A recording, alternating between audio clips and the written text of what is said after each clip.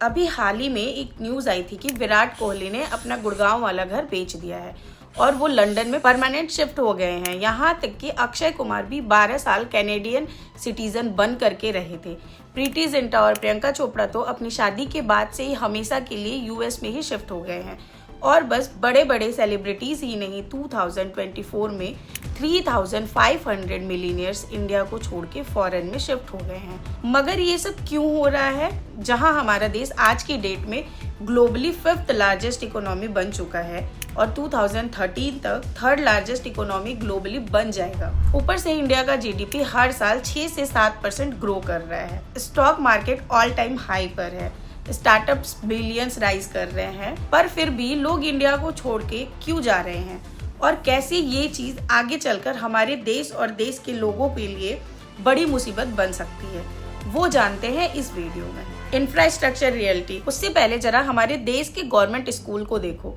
Broken walls, broken furniture, मतलब कोई अपने बच्चों को क्यों ही ऐसे स्कूल में भेजना चाहेगा, और जो भेजते भी हैं वो भी बहुत मजबूरी में भेजते हैं। वहीं अगर प्राइवेट स्कूल में अच्छी फैसिलिटी मिलती है तो वहाँ बस किंडरगार्टन की फीस सुनकर के ही अफोर्ड कर नहीं पाओगे, तो कैसे इंडिया की सबसे बड़ी पॉपुलेशन जो कि मिडिल क्लास है वो अफोर्ड कर पाएगी इतनी फीस।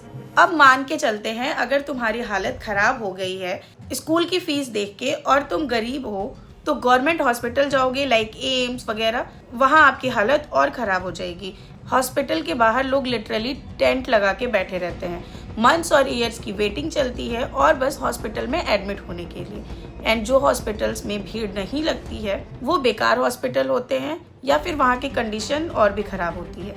वहीं दूसरी ओर ये कंट्रीज़ हैं जहाँ के हॉस्पिटल्स इतने मस्त हैं, वहाँ 100% फ्री में मेडिकल फैसिलिटी मिलती है। स्कूल्स और हॉस्पिटल्स की बात अब रहने दो, फॉरेन कंट्रीज में लोग टैप वाटर पी सकते हैं, बट इंडिया में आरओ लगाना पड़ता है पानी पीने के लिए, जिसके लिए हमें और एक्स्ट्रा पे करना पड़ता है। पॉल्यूशन छोड़ो, पानी वो तो सेकेंडरी चीज है, उससे तो लोग सरवाइव भी कर लेंगे।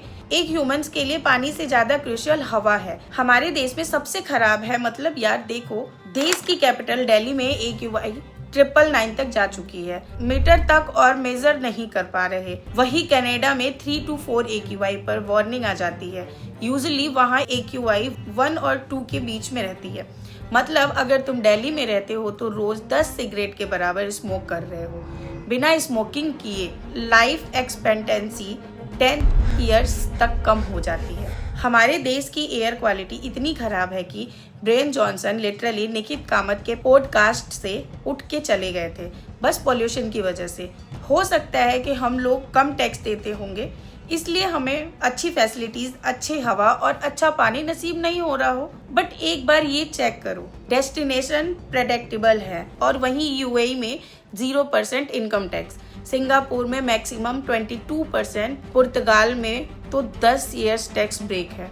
बट रियल प्रॉब्लम ये है कि इंडिया में सिर्फ 2 से 3% लोग इनकम टैक्स देते हैं, बाकी 97% कुछ नहीं देते हैं। US में 50% लोग इनकम टैक्स देते हैं और UK में 60% लोग देते हैं। मतलब प्रेशर सिर्फ सैलरीड मिडिल क्लास पे ही आ गया जो अपनी जॉब करते हैं। जरा यहाँ ध्यान दो, IPL फ्रेंचाइजीज 13,000 करोड़ का रिवेन्यू और 0 टैक्स, पॉलिटिकल पार्टीज 6,000 करोड़ का रिवेन्यू और 0 टैक्स, बिजनेसमैन एग्रीकल्चर इनकम दिखा दो, 0 टैक्स। असली टैक्स किस पर है?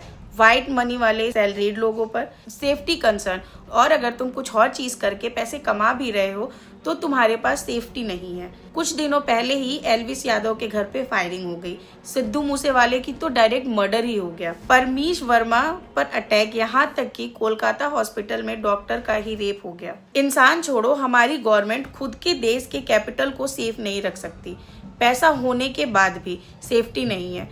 पुलिस FIR तक लिखने में प्रॉब्लम करती है। ये पैटर्न नया नहीं है।